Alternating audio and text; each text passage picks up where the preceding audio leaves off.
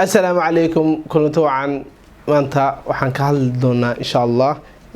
muuqaal baraha bulshada oo afar saac dhex wareegay waa muuqaal aad u naxtin badan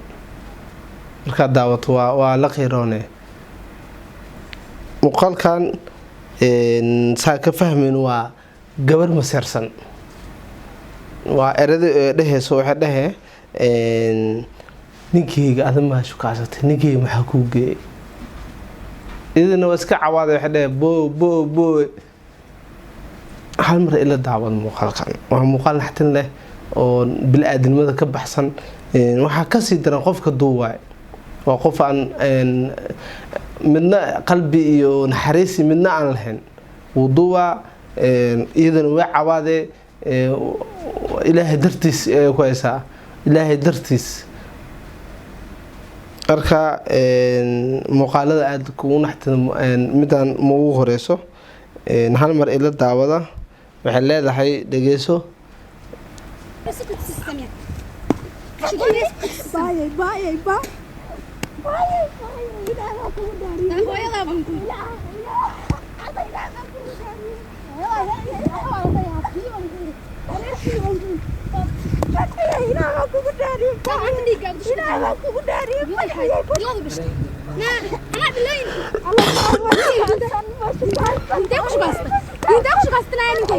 والله إنك دعوة